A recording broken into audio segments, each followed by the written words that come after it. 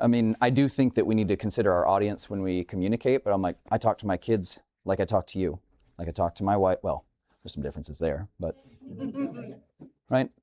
I think people should be challenged. I certainly don't know everything, and I think it's incumbent upon the audience largely to say, ooh, I don't know what that was. I'm going to ask them. I'm going to look it up. And I want you to do that too, for sure. But, you know, if I'm saying stuff today, if we kind of blow by it, just make sure that you're looking out for yourself, making sure that you write things that you don't know down.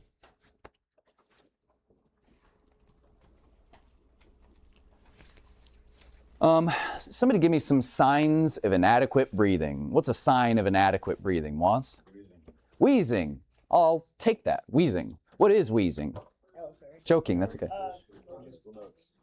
Musical notes. Shallow breathing, not necessarily, though it can lead to it. Bronchospasm. So, do we want to have this conversation right now? Probably not. For now, wheezing means albuterol. Albuterol means Atrovent. What does wheezing mean?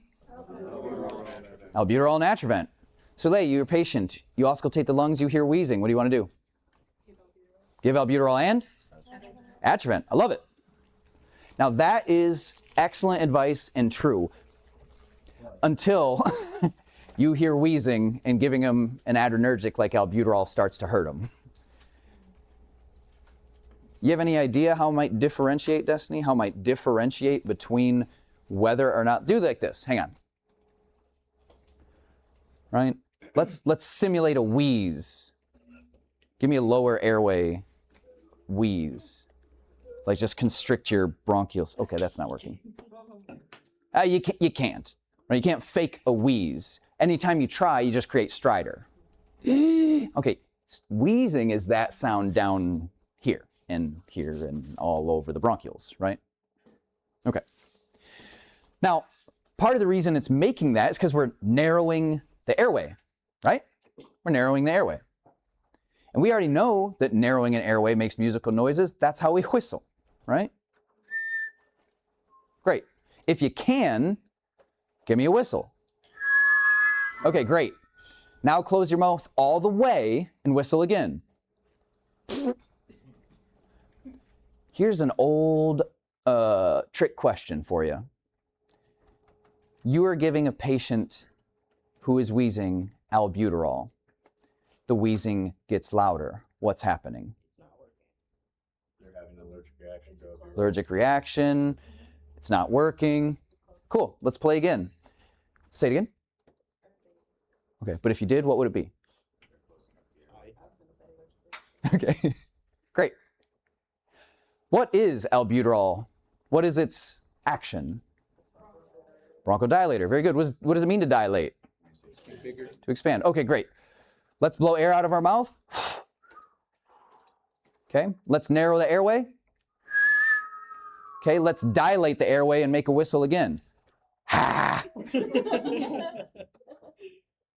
Your patient is experiencing wheezing. You can auscultate it, you can hear it. You give albuterol, the wheezing gets louder. What's happening? It's not working? At some point, somebody's just going to guess the opposite, right? All right, let's look at it like this. Let's say, well, hello, giant line. Oh, yeah, that's right. Got to do it over here.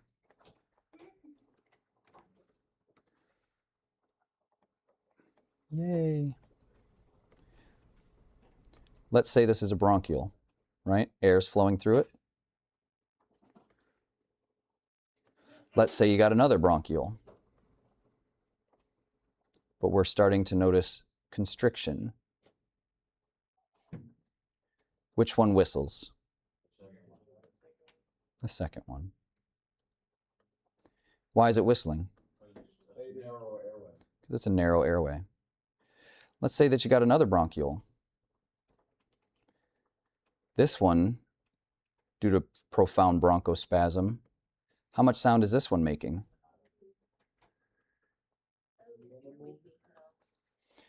What is albuterol and Atrovent doing? Dilating. I got a trick question for you. You got a patient. You can auscultate wheezing. You give albuterol and Atrovent. The wheezing gets louder. What's happening? Noah? It's working.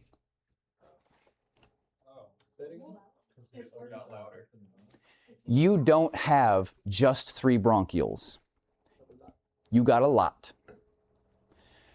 As the bronchos spasm, some of them are going to spasm a little bit. Some of them are going to spasm all the way. The ones that are completely closed are not transferring air.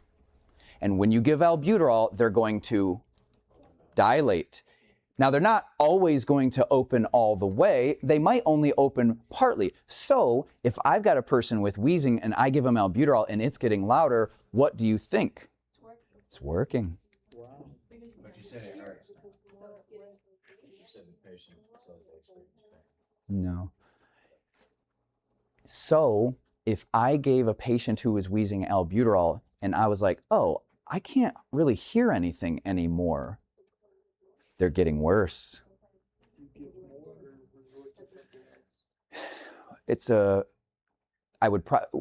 Albuterol is usually giving over time, you know, like some people are on albuterol Atrovent for or at least albuterol for 8 hours at a time. So your drug card will say give 2.5 or 5 or whatever it says, but truth be told, you just titrate it. You just keep it rolling until you get there. 2.5 over and over and over and over. Selena? So it has to sound worse before it sounds better. No, ma'am, I don't mean to. I'm glad you asked. I don't mean to say that it will always do this thing. I mean, God willing, you're having an asthma attack. I give you albuterol and you go from a wheeze to clear airways. So I was being very specific where I was like, hey, you hear wheeze, then you hear more wheeze. I'm like, okay, we're all right. You can't hear, well, it's a little nondescript. If I hear more wheeze, it, I guess, either means it's getting a little worse or a little better. So I suppose you can't necessarily know, but it usually means it's getting better. But in any event, if albuterol is working, they're going to know it. They're going to know it, right? Now, admittedly, man, wasn't that fun? That's so fun. So sure, wheezing, right? That's a sign of inadequate breathing. Universal choking sign, that's another one, right? Foreign body airway obstruction, right? What's some other things? What if I said tripod? You don't know who that is? Who that? Huh? Sniffing position is a corrective measure. It's a accessory muscle use. Show me what tripoding looks like. Hands on the knees. Why is it called tripod? I got 3 points, right? What am I doing, Noah, when I'm tripoding? What am I trying to do? What am I using? Accessory muscles, right? Trying to use other muscles to expand my airway. So if you walk in, dude sitting on his porch like this, what do you think might be his problem?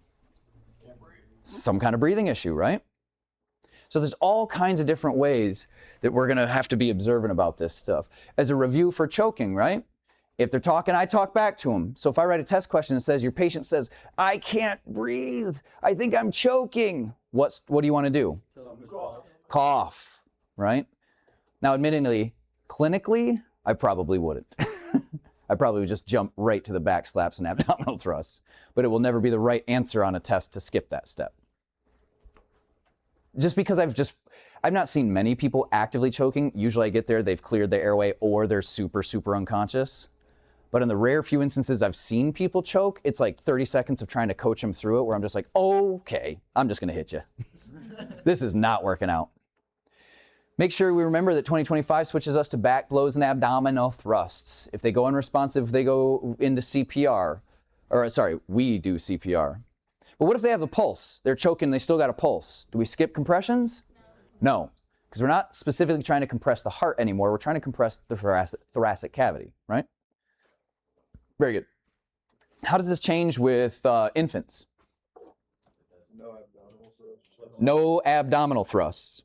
We switched instead of abdominal thrust to back slaps, which is what the adult is doing. Chest compressions, chest compressions, chest thrusts.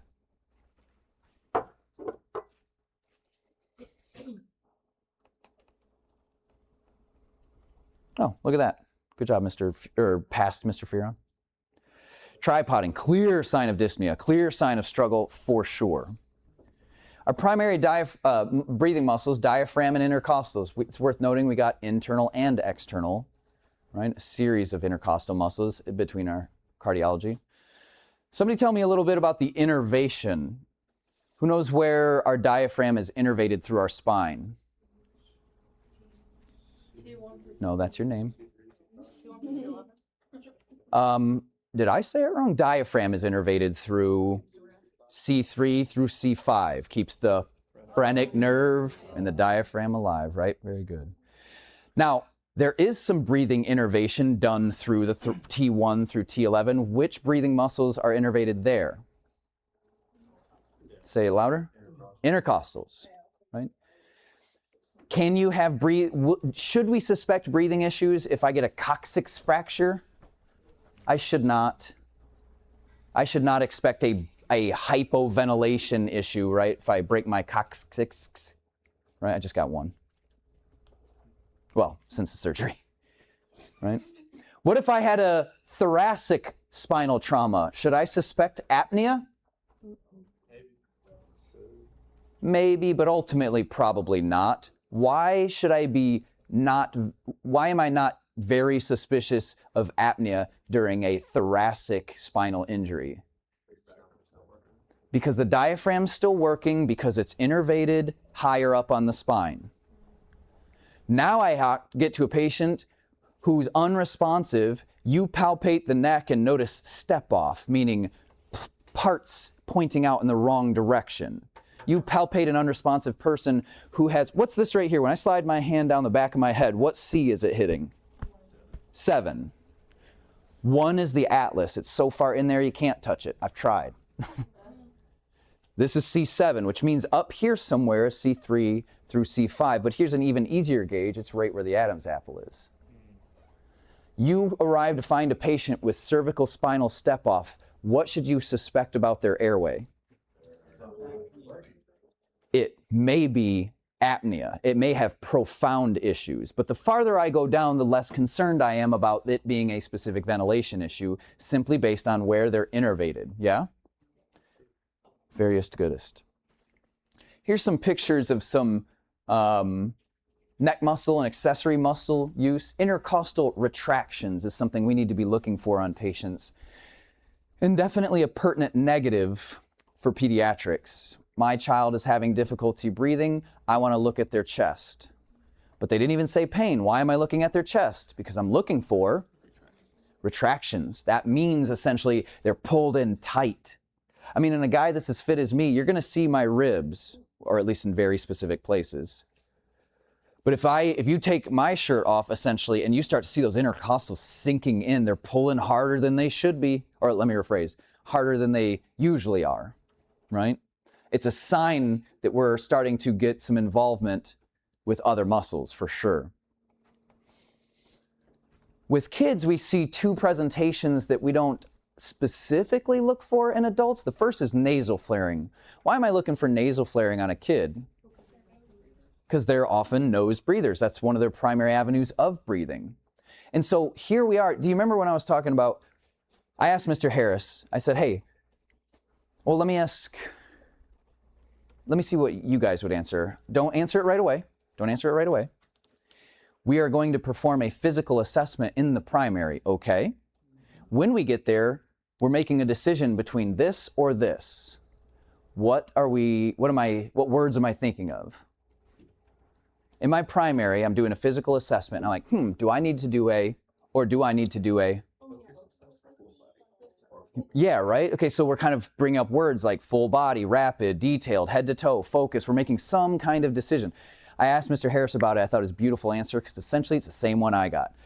I asked him that question. He said, well, I don't know how to answer that question. I don't know how to answer a question to say you should do a focus that somehow isn't as rapid as it should be, isn't as detailed as it needs to be. And sometimes focused are so system specific that they look just like detailed assessments. And I'm like, I agree completely. I'm not going to get too hung up on focused versus rapid as long as you know that if a person is unresponsive or you can't communicate, you have to check everything now. Sometimes focused assessments are still full body. Here's an example of how you might say a person's got difficulty breathing. Well, even if you did a focused assessment of that patient, it's going to include his nose. Right? I mean, the nose is the airway, sure. We're looking for nasal flaring. This is a sign of distress. Normal respirations will see our abdomen and our chest move in a contiguous nature, meaning they're moving together, right? Out together, in together. In an infant, when you see seesaw respirations, it's opposite, right? The abdomen goes out, the chest goes in. Listen to me when I tell you, if you see this, this is not respiratory distress. That is respiratory failure. Seesaw respirations is a deeply ominous sign, okay? If I see retractions and I see nasal flaring, that's a problem. Let's get that boy on a non-rebreather. If I see seesaw, if I got a non-rebreather in my hand, I'm putting it on him and I'm telling my partner, get me a BVM because I'm probably mouth-to-mouth in this baby if I see seesaw. Seesaw respirations are seen in infants, and they're a sign of respiratory failure, impending failure if nothing else. Now, one of the big things we'll get into about differentiating and doing differentials in general is saying, okay, so you got pain. Are you having any trouble breathing, right? That's not an unfamiliar question. I make you ask it every time, don't I? Hypoxia hurts. What is hypoxia? Low oxygen. Hypoxia hurts. If you get a person whose main complaint is chest pain, why would I have you listen to lungs? It's their chest, isn't that their heart? Their lungs could hurt too. Remember this, infections hurt a lot. Anybody here have pneumonia that had back pain? Why would a person with pneumonia have back pain? Because it's in the lungs and infections can hurt. So they're like, God, I just had this ache in my lower back. Some doctors will use it as a diagnosis of chronic bronchitis or bronchitis versus pneumonia based on whether it's both sides of the back or one. In any event, if you've got a patient complaining of chest pain, I don't want you to get locked into this must be a heart issue. Listen to the lungs. But you guys won't have to think about that because you guys listen to lung sounds on our body. Our body. I don't need you to be clever. I just need you to remember. And if you don't know, write it down. So we're listening to lung sounds. If I've got a guy with chest pain and I listen to lung sounds, is it a pertinent negative that his lung sounds are clear bilaterally and open? Yes. Yeah, because I would have maybe thought to hear some pathology in there called adventitious lung sounds. I auscultate. I hear adventitious lung sounds. That means pathological. That means disease. If I got a guy who says, I think I'm having a heart attack, and I put my stethoscope on his chest and I hear wheezing, is that a pertinent negative for a heart attack? Essentially, yes. Because wheezing implies what? Something wrong with the airway, lower respiratory disease, bronchospasm. It's not always true, but it often is. Look, if I walk in and I got a 60-year-old man who's gray in the face and I'm like, whoa, this might be a heart attack. And then I listen to his lung sounds and I hear wheezing or rhonchi or goop in there. I'm like, oh, awesome, great. Probably not a heart attack. What are the odds you have pneumonia and a heart attack today? Is it possible? Sure. Is it likely? No. So ruling things in and out with lung sounds can be very helpful. Later I'll teach you how a heart attack can cause a wheeze, but we won't get into that for now. La la la la la. All right. But there are other subtle signs. Number one sign of a heart attack in women, weakness. I'm saying that like it's a test question, but it isn't. It's just something good to know. Woman says, oh man, I just feel so weak today. I'm like, call a medic, let's take a look at her heart. Let's be delighted to find out it was low blood sugar or something. You'll see on your patient assessment sheets, I have some of these questions. If you go through every patient assessment and say, hey, a couple quick questions here. Have you felt nauseated at all lately? What about dizzy? Any visual deficits like blurriness or black spots? Those are good questions to ask every human you meet. And it'll probably trick people into being like, wow, what an astounding clinician. Those are such good questions. I recommend you ask those. There'll be other questions to ask. Orthopnea. I love me some vocab. Give me a vocab side of vocab, little vocab nuggies, right? Ortho is essentially referring, the etymology of this is ortho is referring to the position, essentially, specifically in this regard to lying, laying, and pnea is breathing. Orthopnea means dyspnea when laying down. How you feeling today? Not good. I'm sorry to hear that. Are you in pain? Not really. Having any trouble breathing? Yes, I am. Do you notice that that trouble breathing gets any better or worse when you lay down? Yeah, it gets a lot worse. Boom, orthopnea. Paroxysmal nocturnal dyspnea. What does nocturnal mean? Night. Dyspnea. So where are you at so far? Trouble breathing at night. That seems weird, right? Heck yeah. Trouble breathing at night. Paroxysmal means from time to time. What this means is you get, if you have PND or are experiencing PND, sometimes you have trouble breathing at night. When you're asleep or just... Yep. The reason is you're laying down, and most people sleep at night. Is it because they lay down wrong? It's not because they're laying down wrong. What does laying down have to do with it? What happens if I lay down? See how you got air at the top of your... Yeah. Okay, if I lay it down, the air changes places and so does the water, right?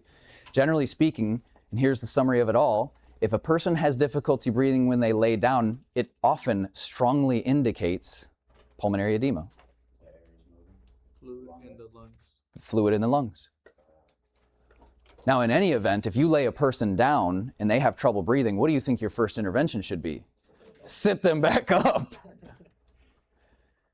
Sit them back up. Paroxysmal means from time to time. Paradoxical means opposite, a paradox.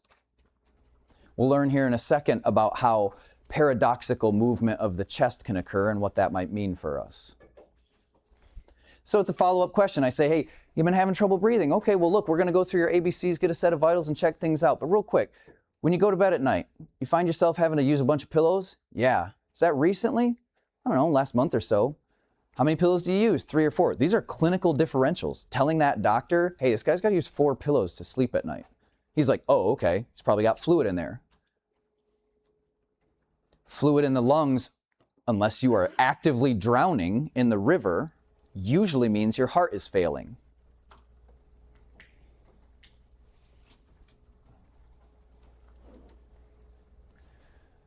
Fluid in the lungs means your heart. Usually does. Can anybody get me there? Why would fluid in the lungs be a result of a heart problem? Thomas?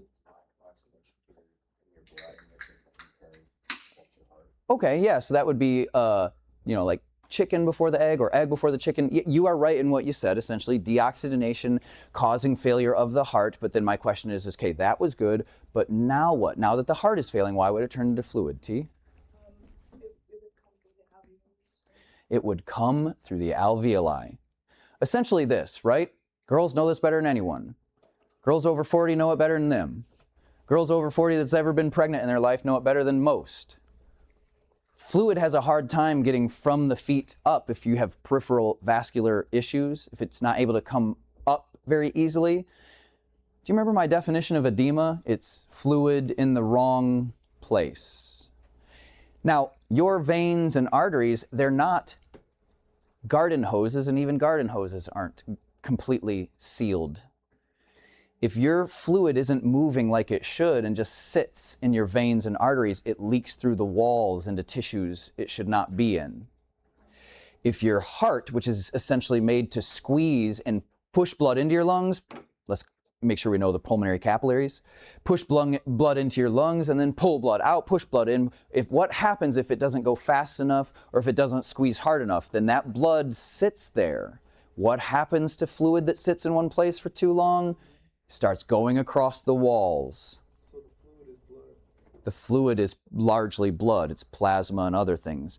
In summary, if your heart isn't pumping well, then it's not moving blood well, and it will start seeping into your lungs and drown you. Was? Could this also be indicated by low SpO2? It will often come in tandem with a low SpO2. Make sure you know your breathing rates. I think this class at this point certainly does. Make sure you know the language regarding that. Ooh, fun.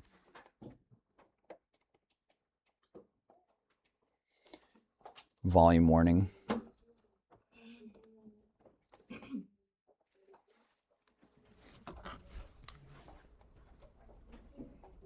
What's our normal adult breathing rate?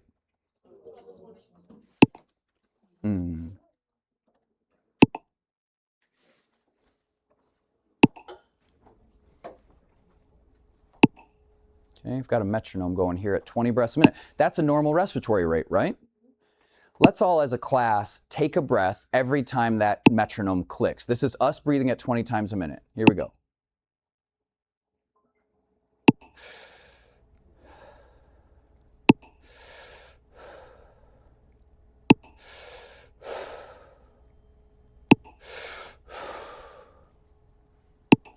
Anybody feel like they're about to hyperventilate? When I say, hey, 12 to 20 is a normal range, you see what I mean by how even though 20 is normal, that feels a little fast, right? Okay, let's kind of go to the other side. Instead of going to 12, let's just do 8, just a couple less than 20, or 12. Now let's breathe in, let's inhale at 8, okay?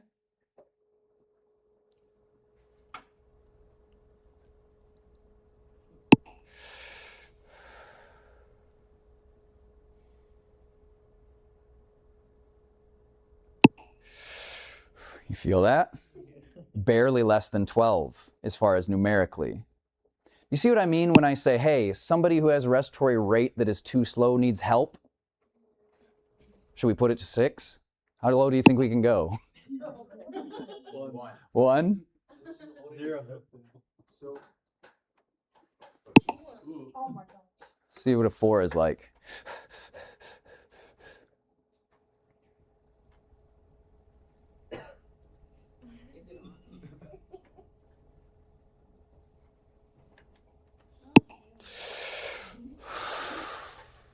Here's the real one.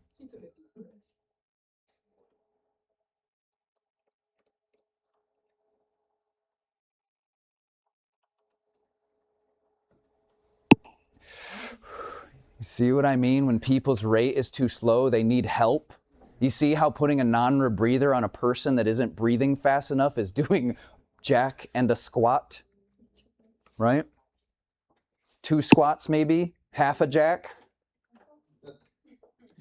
Now, Alicia brought up, oh, he took a deep breath, right? When I did the, do you see how just, I didn't even instinctively, I compensated my low rate for an increased breath. Yes, we got sexier words to use. Ventilation is closer. Depth I'll take, but even closer. Ventilation, volume, tidal volume. I had to compensate my rate with volume. If I slice you wide open and you lose blood volume, what do you compensate with? Increased rate. If my rate is too slow, I have to compensate with increasing volume. Very cool.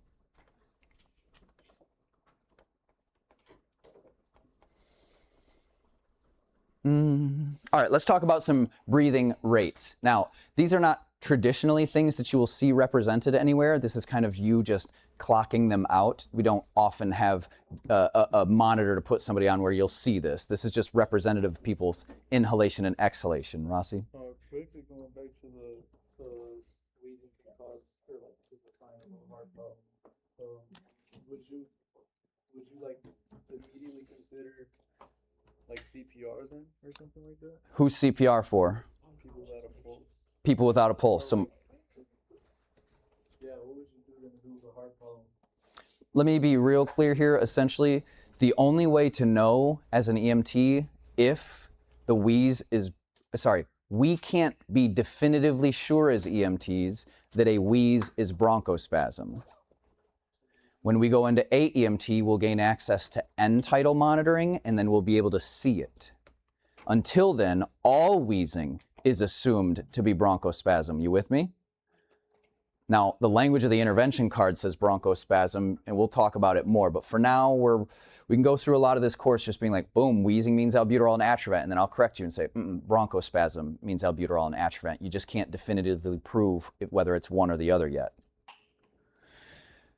Essentially, I look into it, they've got documentation on why we don't teach. Did anybody see our little end titles down there? They look like nasal cannulas, but they got little fins on them. Seem like it'd be too hard to teach a man how to put that on instead of a nasal cannula? No, I don't think so either. The problem is not putting the device on. The problem is interpreting what it's telling you. And we just don't have time for that. We put it in A class. That's all. It's not particularly difficult. Now, with eupnea, we've got normal respirations. Bradydypnea means what? Slow. Tachypnea means fast. And hyperventilation is? Yeah, I don't know. This one's always frustrated me. I think you can be so right as to be wrong here. In my mind, hyperventilation is a volume discussion, meaning I'm hyperventilating when I have a normal rate and an increased volume. As a community, essentially, we just mean hyperventilation to mean both tachypneic and increased volume. So hyperventilation is usually people that are looking like this.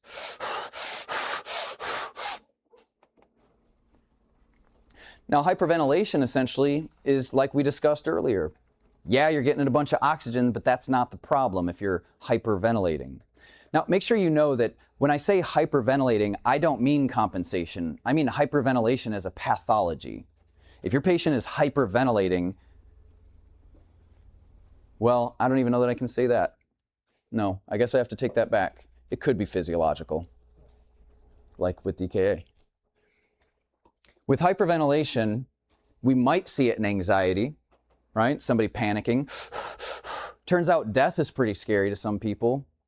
So we shouldn't look at anxiety like it's somehow separated from pathology. Also, if you can usually tell who's got close to or had a panic attack based on how they react to other people having panic attacks.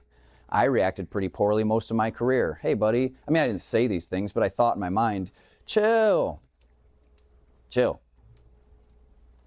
Then I maybe had one, got awfully close, and I realized if I could have chilled, I'd have done that already. Something in me's twisted. Some thing is in a loop I can't escape from. There's a reason people take medicine for that and go through a lot of work for it. What does paralysis mean? Inability to move. In a sense, it means I can't use my motor muscles. Paresthesia means I can't move I can't experience the sensory nerves. Well, sorry, I phrased that wrong. Specifically, it means numbness and tingling, not that you can't feel it. Paresthesia means numbness and tingling. You ever slept on your arm weird, put it over the side of a chair, got those pins and needles? That is paresthesia. And it's what happens when you're breathing. I mean, it happens for a myriad of reasons, but it also happens when you breathe off too much CO2, you will get paresthesia. That's the numbness and tingling. What's this one called, though? If I breathe too fast, I get this. These are our carpal pedal spasms, both your hands and your feet. Don't be like Mr. Fearon. I always forget to remind people that when I check their blood pressure, it gets worse. I mean, essentially, they've got an issue where they're breathing off too much gas. It's changing the chemistry of their body. Their hands will clamp up like this. And I say, hey, keep breathing normal. We got you. Keep breathing normal. You're doing a great job. We're going to take care of you. Let me get your blood pressure here. It suddenly cuts off circulation to that arm. And they're like, what is happening? It's getting so much worse. I'm like, right. Might be. That's me. I did that. I'm so sorry. I should have warned you. Happens every time. I always forget. DKA for diabetic ketoacidosis. Now, this is not our endocrine lecture. I don't expect you to have a deep understanding of DKA. But here's what it is in a nutshell. Do you need sugar to live? Yes, you do. What's another thing that you need to live? What combines with sugar? Oxygen. Very good. Without oxygen, no life. Without sugar, no life. You with me? Great. Is that metabolism happening in your blood or in your cells? It's happening in your cells, which means you could have no sugar in the blood, and that would be bad. But you could also have high sugar in the blood, and that would be bad. Why is high sugar in the blood not helping us? Because it's not getting in the cells. The only reason that that would be stacking up in our blood is because it's not being used or stored. So essentially, not having sugar in my blood is largely akin to having too much sugar in my blood. I don't need sugar in my blood. I need it in my cells. What was that? Was that like a Blade Runner experience I just had? Cells. Interlocked. Cell. Anyway, all right. Love Ryan Gosling. Here we go. So diabetic ketoacidosis is a condition of high blood sugar. What kind of blood sugar? High. When your blood sugar is too high, your body says, oh, I'd rather not die. And since I don't have sugar, I'm going to start burning up my fat stores so that way I can live. You said it was too high, so why is you asking for more?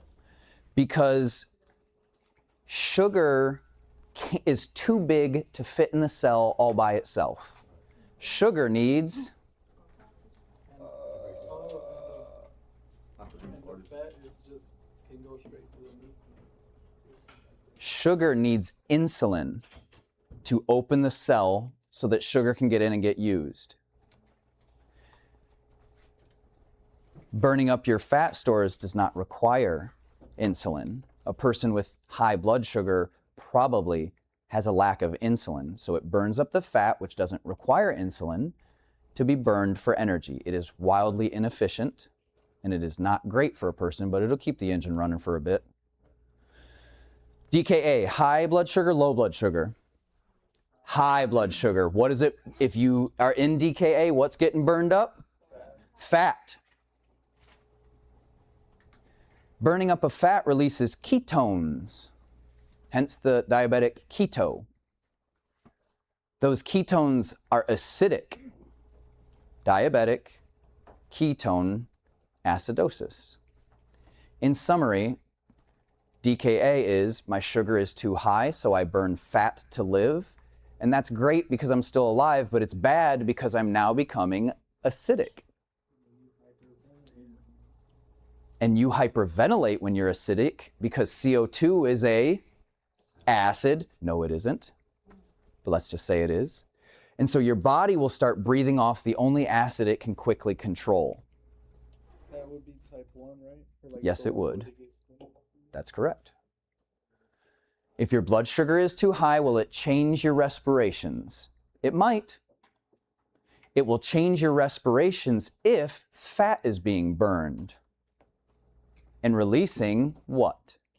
Ketones, which are not alkalotic, acidic. You walk in to find a patient breathing 36 times a minute. Should you coach them into slow respirations? Not yet.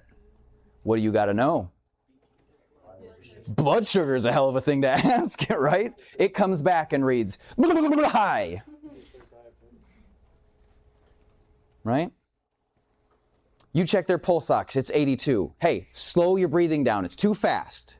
No, right? These numbers are all dependent, right, in many ways. DKA. This is what small respirations look like. They don't look like hyperventilation. Hyperventilation is, I don't know, here's small. Man, I'm getting dizzy, right?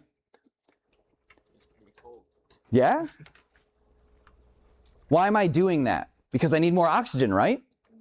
No. Why am I breathing like that? Trying to breathe off as much carbon dioxide as possible. But I'm not having a breathing issue, so why am I doing that? Getting rid of, I'm balancing out the pH because the lactic acid that's being burned up to keep me alive is making me acidic. The big summary here, again, this is not an endocrine lecture, but I do expect you to know small respirations mean high sugar. You with me? Small respirations? High sugar. Should I stop a person's, if I walked in and I had a wand and said, you arrive on scene with a magic fairy wand. It's pink in many places, yellow in others. And when you wave it at this person with Kuzmal respirations, you can fix it. You can stop them from breathing Kuzmal respirations. Would you do it? No, because it would? That's right. Which might make the call easier. Now all you got to do is CPR, right? But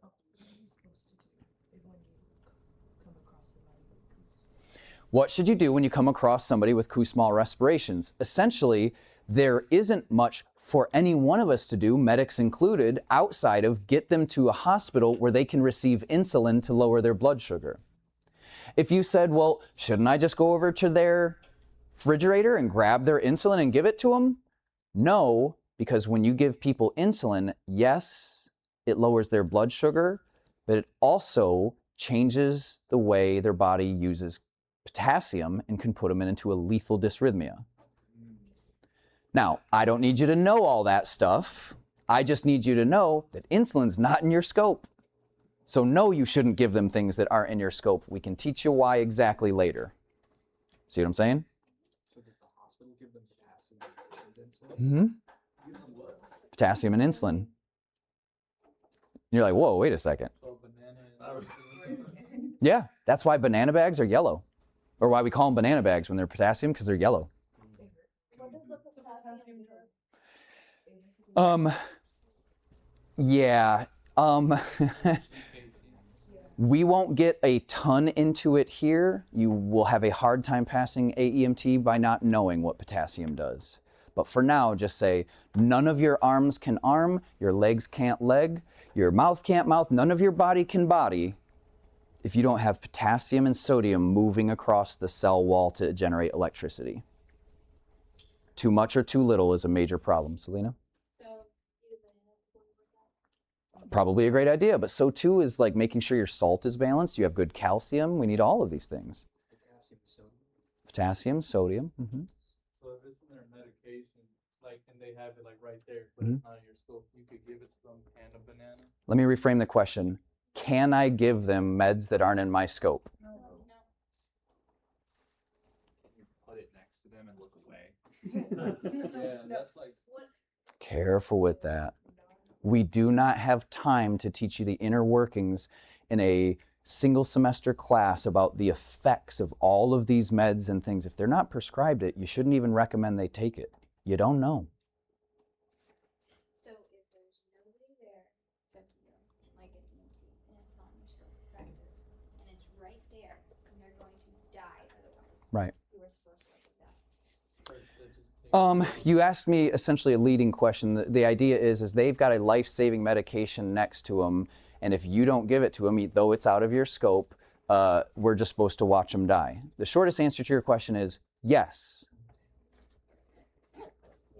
The longer discussion to be had is how do you know it's not what's killing them in the first place? Well, because we haven't talked about their person. Okay, here's a good example. They're dizzy and they're having trouble breathing, okay? You come in and you say, man, I don't know what's happening, but you look sick. They say, well, yeah, I take lisinopril. Lisinopril is for blood pressure, right? You start evaluating them and you're like, oh, your blood pressure's too high. I think you should take this. You don't know about ACE inhibitors and about how they specifically enact in the body and whether or not you're not going to just generate more of a problem, okay? Now, the second part to your question is wait a second. So you're saying that if something's not in my scope, but I think it might help them, I don't do it? And that's not the end of the rope. What do I think you should do? Call med control. Hey doc, I got Miss Smith right here. She's saying that she takes beta blockers when her blood pressure is too high. It's too high right now. Doc's gonna be like, cool, give me a rundown. What's she look like? What's the things? Da-da-da. He's like, yeah, cool, per Dr. Smith. But here's did I do that in my career left and right? Sure, that stuff happened. But know that legally, you are not protected. Even if you call med control? Correct. Wow. So they can give you all Do you remember? instructions, but if it goes wrong, you're cooked. Yes. It's either if you're scared of losing your job or not. Now, I think that if I gave a person a medication and I got a doctor's approval, the likelihood of them burning my career to the ground and me serving jail time is minimal. But remember in the early on, I said, look, you have to be trained. credentialed, right? Licensed. You know, all these things have to be true. So all I say is, look, when you go out of scope, just know you go alone. Did I go off script and go alone several times? Sure, but you go alone. And you can get the book thrown at you for that. But my recommendation is you call med control and pass the ball in that regard. All right, follow up to that. If there's no insulin that you can give outside of your scope, is there a way to keep them alive if their blood sugar is too high? Most people are not dying in minutes from blood sugar. They're dying in hours and days. Low blood sugar, you can die from instantly, or not instantly, but very quickly. Guess which treatment modality is in our scope? For applying for hypoglycemia, not hyperglycemia, because is a fever bad in a person? It depends, but let's say, yeah, it's bad in this person. Okay, well, why then aren't we largely dedicated to treating it? Well, because people aren't dying from fevers in acute scenarios. They're dying over a period of a long time. That's largely why we don't have interventions for that. So you can die quickly from hypoglycemia, whereas DKA maybe not so. But again, even as a medic, I mean, I'm gonna start a line on this guy and treat, or as an AEMT, start an IV on this guy, run fluids in because he's dehydrated, because he's peeing all the time because of sugar, but that's just to fight dehydration. It doesn't do anything for his high sugar or lack of sugar in his cells. That requires a doctor. And even if they said, look, go ahead and give him insulin, I'd probably still say no, because I know that it's gonna shift potassium and that the risk of putting him into a lethal dysrhythmia like VFib is far more dangerous than him having a high blood sugar for a while. Okay. So he'll probably make it to the hospital. This is an amazing conversation. We got to get back on Airway, though. I love this. I absolutely love this. But let's start talking Airway, and then don't quit out of class before we get to sugar. Now, there's this list in your book right here. We'll take a quick break after this. We've got tidal volume, minute volume, and dead space. What's the average tidal volume for an adult? Yeah, it's 500 for now, right? 500 for now. Somebody define tidal volume for me? Not in a way like that. Summarize it. Yeah. How much you can, or how much you're casually? Casually, right? Because you can take in more air than your tidal volume. The tidal volume is just casual in and out. What's minute volume? How much air is going in and out within a minute? In fact, what's the formula? It is respiratory rate times tidal volume. That's your minute volume. Dead space is the part of your airway that's moving air, not the parts that involve it going across the alveolar wall. Is your mouth dead space? Yeah. Yeah. Is your brain dead space? Maybe. Right? Not technically, because it's not part of the airway, though you know who you are. Right? What about your trachea? Dead space? Yeah, because air is going through it, it's not going across the wall. What about your bronchi? Is air going through it? Is it going through the wall of the bronchi? It is not. In fact, the only place the air goes across the wall and leaves or enters your airway, other than your mouth, I suppose, is your alveoli, which means everything that's not alveolar is dead space. Cool, let's take a break.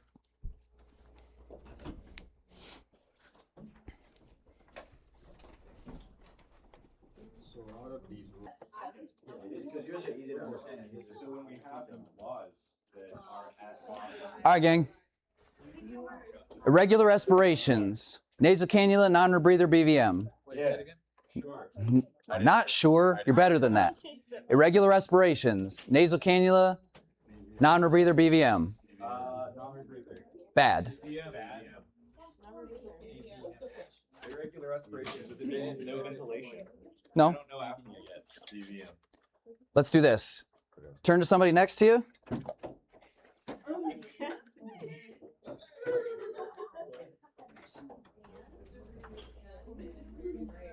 All right. One of you, tell your partner what tidal volume is.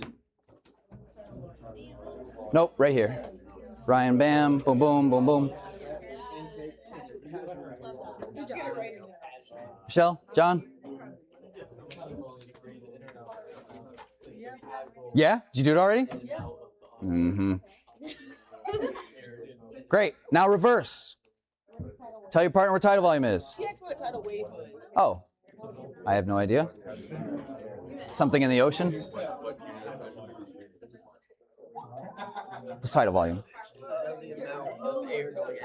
Yeah, casual breathing, right?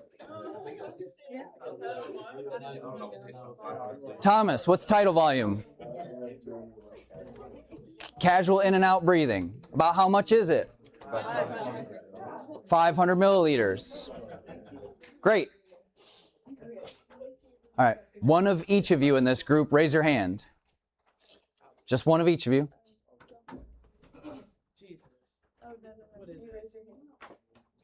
Now I've got a job for you.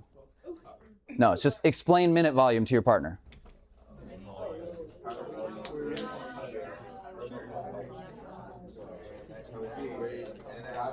Ain't nothing wrong with looking it up.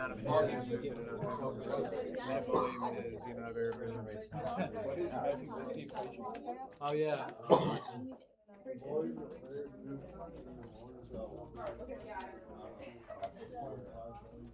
Great.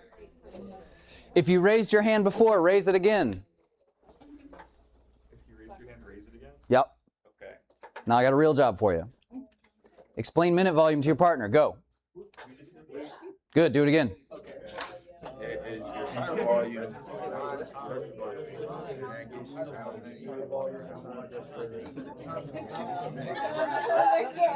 The amount of time doing that casual breathing per minute. Yeah. Specifically, respiratory rate times tidal volume. That's what I said, but they said like it's just I'm just telling you. 500 milliliters. Well, it's okay if you know what it means. They're trying to see if you know what it means. Say it again. 500 milliliters times 10 to 20 times 60. 12 to 20. 12 to 20 times 60. But no minutes. Are we not doing the second count? If I had 500 times, let's say, 10 respirations, my minute volume is 10 times 5, which is 500, which is 5,000 milliliters. All right, we got it? All right. If you haven't raised your hand, raise your hand. If you haven't raised your hand, raise your hand. Partners aren't raising their hand. Dude, I've never been a huge fan of them. It's okay. Explain to your partner what dead space is.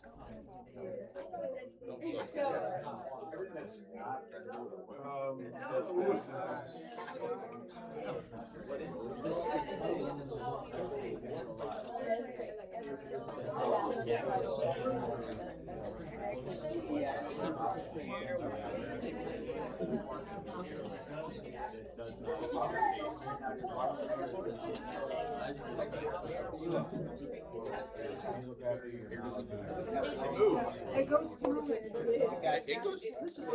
Okay, any questions? We got it? He's judging me. That's okay, sweetie, so am I. Okay. These are important concepts, and you know so because I said it a few times, yeah? Yes. Love it. Write it down. Write it down.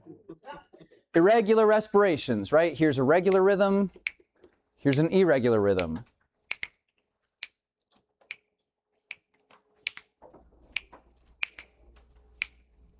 Right? One is regular, one is irregular. The rate is not being factored, right?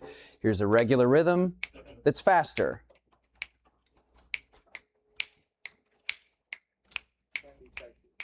Still regular, it's just the rate is increased, right? But like if it's irregular and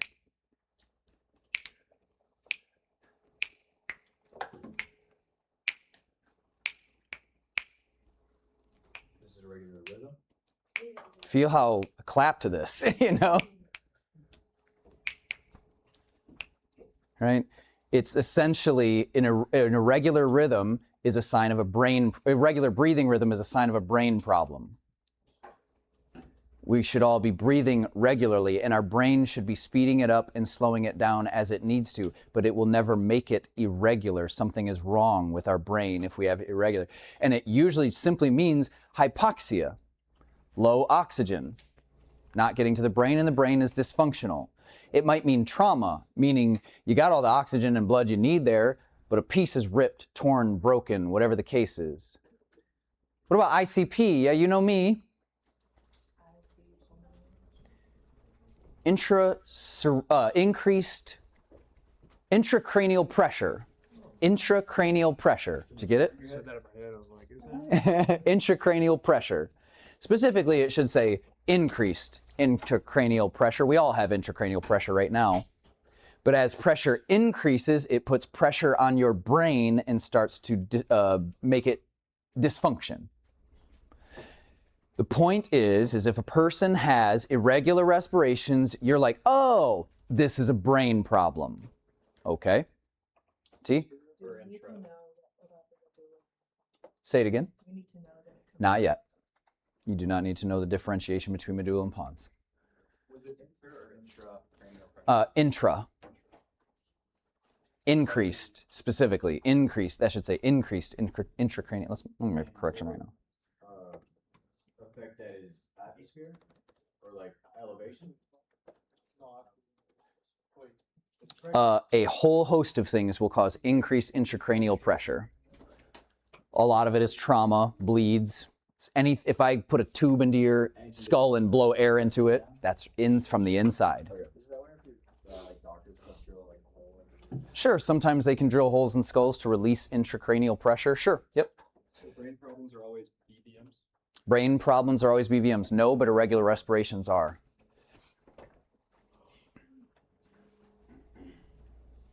We've got two different types of breathing, pathological breathing, that we need to differentiate for sure. This is Cheyne-Stokes and Biot's. Cheyne-Stokes and Biot's. Now, I can never remember which one is increased intracranial pressure or which one is brainstem injury, and it seems like every medical resource I see differentiates them. I don't think I have a test question on that specifically, but I definitely have questions on Cheyne-Stokes and Biot's. What I care mostly about is two things about these. Number one, I care that you know that they are signs, well, I guess three things. One, that these are signs of a brain problem, maybe mild ICP, maybe moderate to major ICP, but in either case, brain problems. Two, I need you to know that these come with periods of apnea. What does that mean? Periods where they're not breathing. Now, these charts can be misleading because you could say, oh, is this fast or slow? And you say, well, there's no metric there. We don't know whether that's fast or slow. Make sure you know that Cheyne-Stokes and Biot's are signs of a brain injury. Maybe trauma, maybe hypoxia, maybe increased intracranial pressure. They come with periods of apnea, which is starting to mean we're going to do what? Nasal cannula, non-rebreather, BVM. BVM. The third thing I need you to know helps you differentiate the two of them. Biot's shouldn't really look like this. I mean, Biot's is a completely chaotic disorder. Okay, Cheyne-Stokes has a repeating pattern. Cheyne-Stokes is little breath, deeper breath, big breath, little breath, less breath. It goes up, it goes down. It looks like this.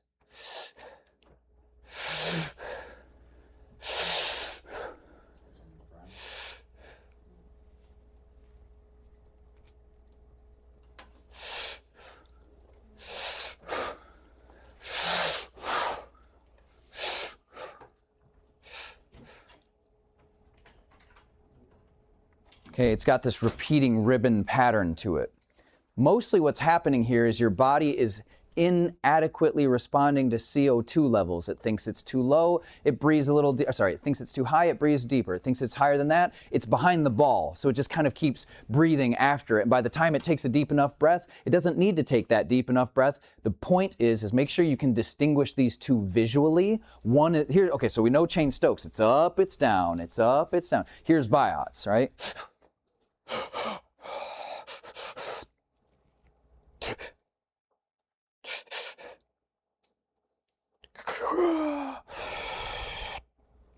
There's no rhythm and pattern to it at all. It's a mess.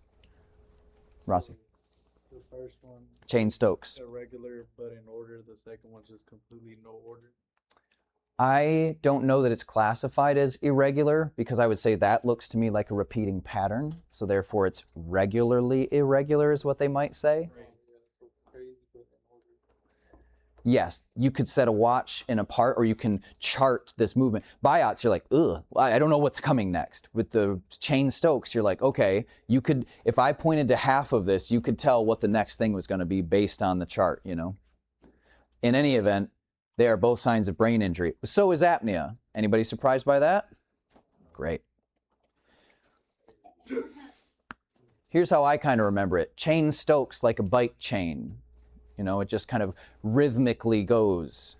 It's repeatable. I remember Biots is the primary associator with ICP because it's got an I in it. That's about as far as I can take you down that path. And I know that because I read the slide this morning. Not because I remember it. Well, I mean, I remember Biots and increased ICP, but differentiating them can be difficult as far as the pathology.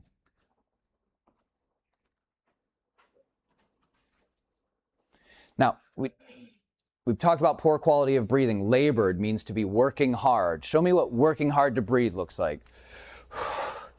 Right? Everybody's using accessory muscles. Everybody's playing, right? Very good. That's labored breathing. Staccato, right? This is intermittent. Right? Few word dyspnea. I can't, please, just can't get the word, because every time you're trying to speak, your air's trying to pull air in, right? These are all, I shouldn't say that. Mostly, ... Here's two things. We need to understand how to differentiate asymmetrical chest rise and fall. There are essentially two categories to know. I'll give my writers a second. Essentially, we have two categories here. We have unequal. That means one side is moving, but the other is not. That can be indicative of a pneumo or a hemothorax. Pneumo meaning air, hemo meaning blood. What do you suppose thorax is in reference to? Thoracic cavity, my man. Which means, what do you suspect a pneumothorax means? It means you've got air in your thorax, and we need air in our lungs, not our pleural space. Can cause pneumos. Right, we've got lungs, yeah? Prove it. We've got lungs. They're inside of our chest. What's the pleural cavities? What's the pleural space?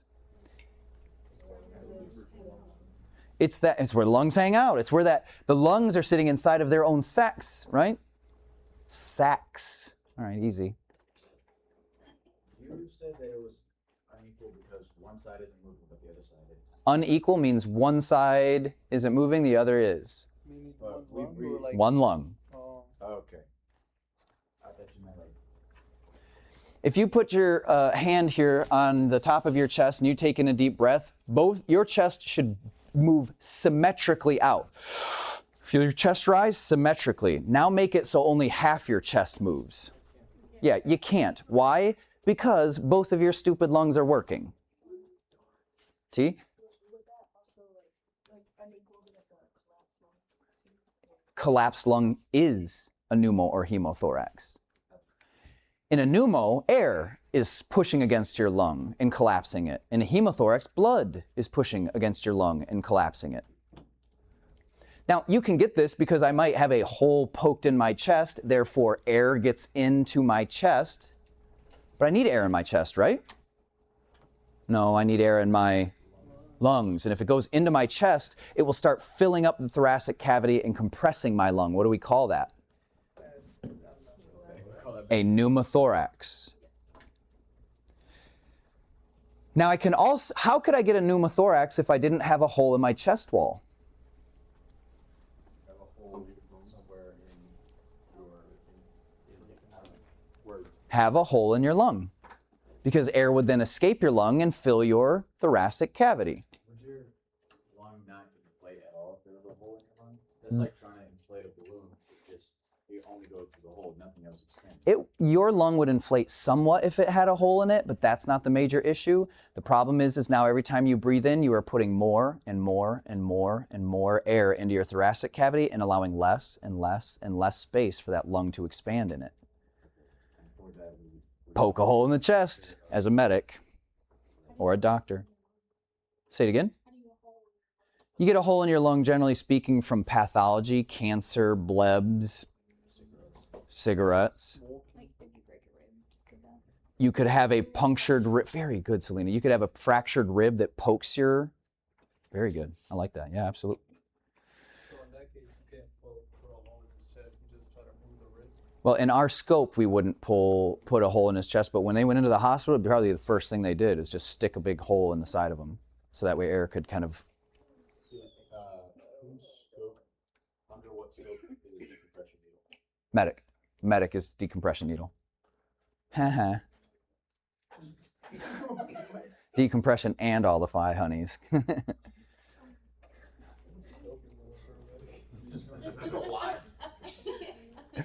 Unequal. Paradoxical means opposite. What does paradoxical mean? Opposite. What does paradoxical mean, Sydney? Wow, that's right. Does that have to do with your brain? No, but I'm glad you asked. Paradoxical means opposite. Flail chest is this, okay? This is writable. Flail chest, 2 ribs in 2 or more places. Flail chest is these are fractures, 2 ribs in 2 or more places. Your thoracic cavity is used as kind of a not a pinch point, but a pivot point, right? Where I'm breathing in to have negative pressure. If I didn't have ribs, my chest would collapse every time I breathed in. If I have broken ribs, it will collapse in that area because there's no structure there. If I have 2 broken ribs in 2 or more places, that area will collapse. It will go in when you breathe. Okay, let's do this. Everybody stand up. We're going to be little aeroplanes.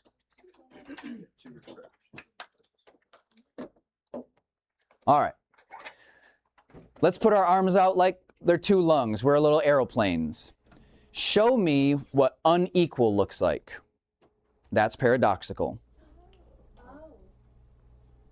Okay? Let's keep our arms out, but lift our right arm. Unequal, paradoxical. Unequal, specifically. Okay, let's put our arms level. Put your left arm down. Unequal, paradoxical. It depends on the metaphor, right? But yeah, unequal is what I'm going for. Okay, arms to the sides, right arm down, left arm up. See what I'm saying? This, I know, the plane always works. Now make a little sound. Meow. Very good. Okay. What I'm saying here is that when we take in a breath, our chest expands equally, yeah? If it doesn't expand equally, meaning only one side of it does, lung collapse, pneumothorax or hemothorax maybe. But if it doesn't just one side move, this other side sucks in, that's the paradox. It's not just not expanding equally, it's sucking in instead of expanding. That means I've lost structure. That means I have a flail segment, a flail chest. So one lung is doing everything? They're like doing double? It's not a lung problem, it's a ribs problem.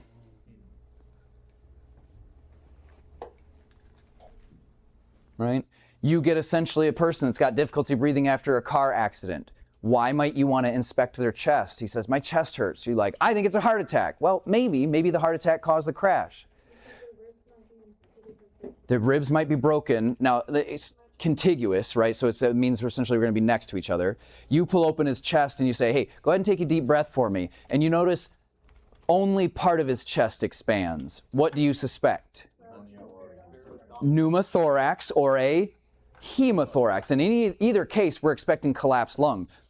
She says, sorry, I don't mean unequal. I mean a paradoxical effect. Now what do you think? No, it's one side's down, the other side's up. You don't just, you're not sure about lung problems, but you're sure of flail segment and rib fracture.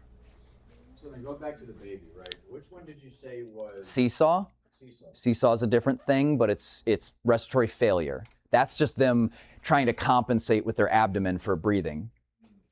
See? So how does the ribs, like, in paradoxical, is it just like collapsing so it's not able to expand as much? Yes. So paradoxical is always gonna be because of your ribs. Paradoxical respirations are going to be indicative of rib fracture, but not just any rib fracture, at least 2 ribs in 2 or more spaces. If I take a sledgehammer to your chest and I turn your ribs into mush, they can no longer help with structure, which means every time you take a breath, they're just going to pull in. Now, that won't necessarily mean collapsed lung, but it definitely means you're having ineffective breathing due to the flail segment. Here's the wrong answer on a test and how to treat flail segment. We don't do sandbags on the chest anymore. We used to be taught put a sandbag on the chest so that you can prevent the rib fracture movement and punctured lung. We don't do that anymore, and if you see that on a test, it is the wrong answer. Yeah, because it's not allowing their chest to expand. Some of the best tools for looking at assessing a patient's breathing might be an SpO2. Stethoscope is a good one, but so too are your looking balls. Just looking at them. Are they working hard? How's their chest rise and fall? You see now why I said on there symmetry and chest rise and fall? We figured chest rise and fall pretty soon. That meant adequate respirations. But now you're like, whoa, symmetry matters as well, yeah? Okay, this is the part I'm probably most concerned about, and this is probably the most dense portion, and I'm gonna move the fastest through it. Because here's why. I think you just need to have a vague understanding of what partial pressure means. It's not time to understand most of what these slides are about. I'm gonna go quickly, but all I'm trying to tell you about is why oxygen goes from your alveoli to your blood. That's all I'm trying to say. If at this point you know, here, let's say it out loud so that way I know you got the right message in a succinct form.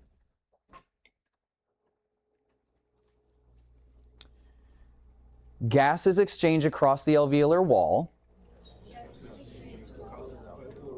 because of diffusion. Okay, we got that? So let's go ahead and write that down. Gas exchange, diffusion. This is going across the alveolar wall. Why the gas does that at all? I mean, why when I drop a pen does it hit the floor? Gravity, great. Now that's not the end of that discussion, is it? Because we all know that gravity isn't real. That's not a joke. All of these, our planet is in motion. Gravity is essentially the word we ascribe to the effect that it's occurring. It's not a force that can be measured. There's a longer discussion to be had about what gravity is. But for now, we all know, and I knew that every one of you would say gravity because it's succinct enough. I drop it in gravity. Great, let's move on. Why is ice slippery? Okay. Gas is moving across the alveolar wall because of diffusion. The question may become, what is diffusion?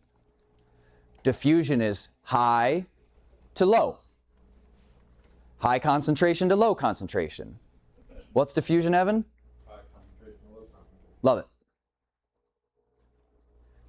If I have 4 oxygen molecules here and 2 oxygen molecules here, what will those oxygen molecules do? They will cross the alveolar wall due to diffusion.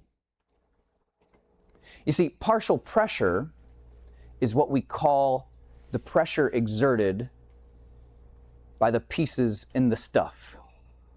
If I've got 4 oxygen molecules here, each one of those oxygen molecules is exhibiting partial pressure. 4 oxygen molecules, higher pressure. 2 oxygen molecules, lower amount of partial pressure. Diffusion will have them balance. One will come across. Nature wants to balance, right? So all I really want from you is to know that air is going across the alveolar wall, across the pulmonary capillary wall because of diffusion, and that partial pressure is essentially why they diffuse.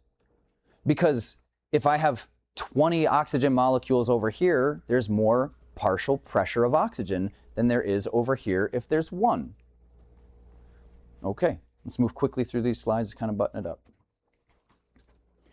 Composition of air that we're breathing is 78% nitrogen.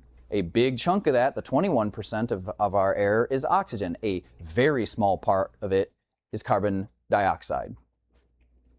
which means essentially this is the composition in this room, give or take, and that's the composition in my lungs when I inhale. It only shifts slightly when I am exhaling. The oxygen becomes a little more like 17. Here's my hand-drawn alveoli. Well, maybe arguably alveolus in any event. When I breathe in, you can see that my O2 goes up in my alveoli. The arrows don't necessarily refer to increase or decrease. It's referring to partial pressure. When I inhale, I'm pulling in oxygen and carbon dioxide, right? But the oxygen in my alveoli is higher than it is in my blood. Why is that? It hasn't diffused yet, but why is it lower in the blood at all? It's been used. If I've got 21 in my alveoli and 21 in my blood, no cellular metabolism has occurred. If I pull in oxygen, 21% of it, if I pull in air and 21% of it is oxygen, you know, my liver's going to liver using that oxygen and sugar to make CO2 and energy, so the O2 is going to get used up.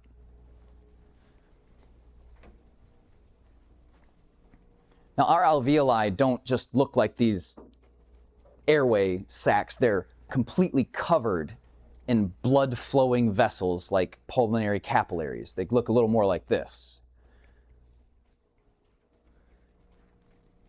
Closer to reality, they look like this. This is a bunch of alveolus in alveoli, alveolar sacs with pulmonary capillaries wrapped all around them.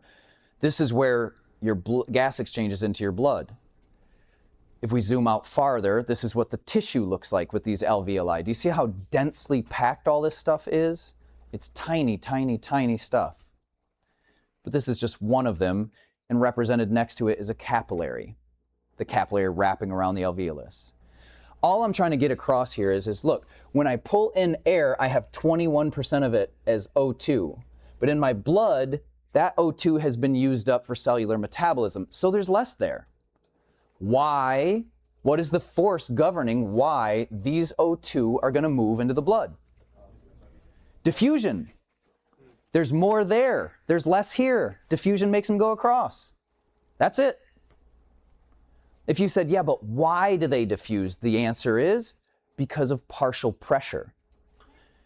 Because each one of these is giving partial pressure of O2, and over here we just have the one. It's a lower partial pressure, which is going to cause diffusion to balance it out.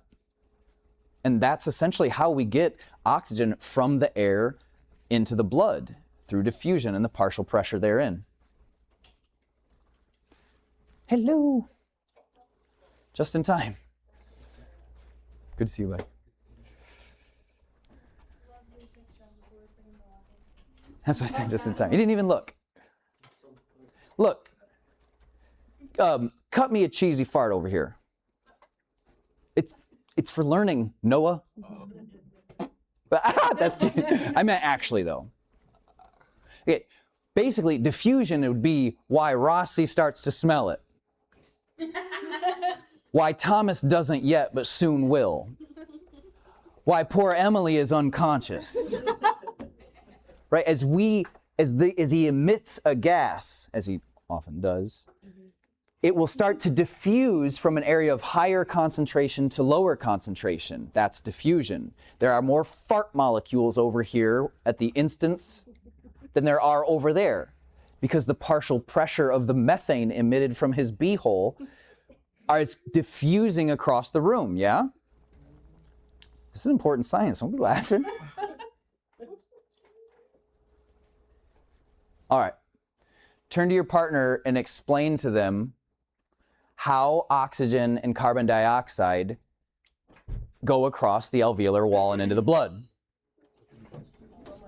Done.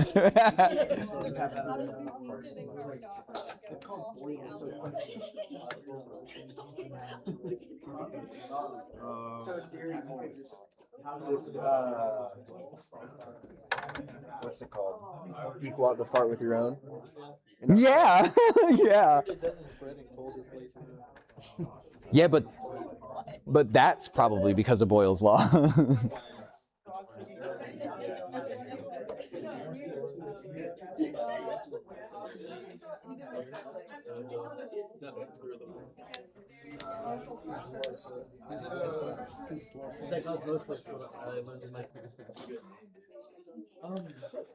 All right, gang, let's do this.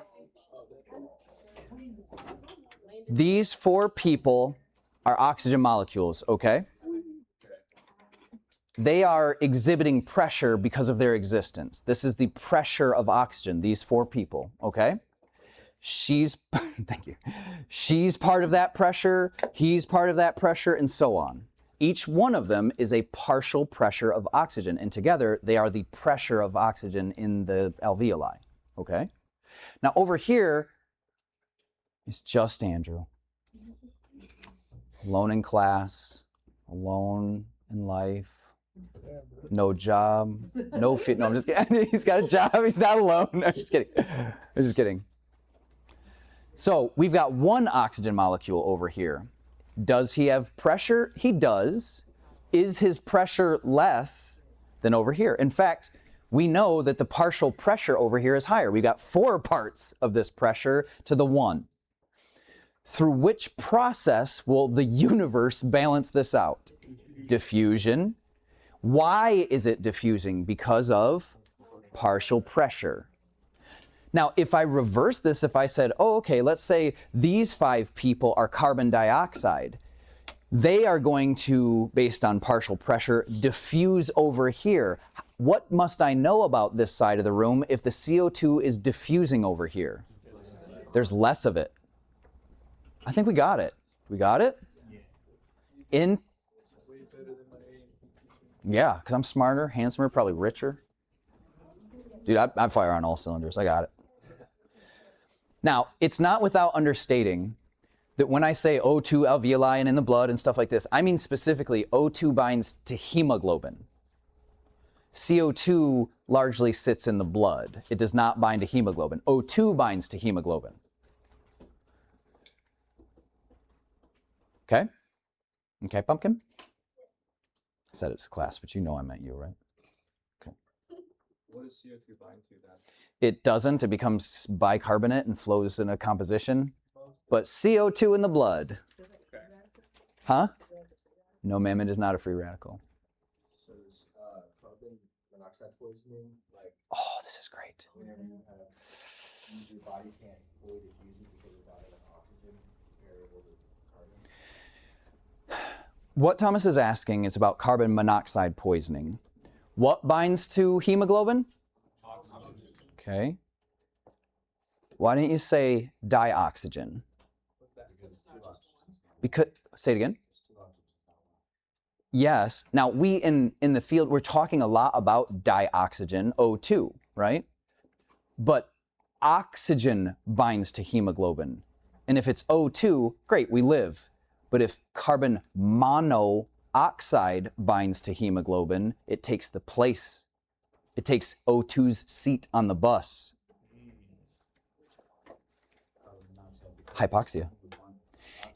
If your hemoglobin is supposed to absorb dioxygen, O2, to allow you to live, but all the CO is bound to it, then none of the O2 binds to it and you die of hypoxia, even though oxygen is bound to the hemoglobin.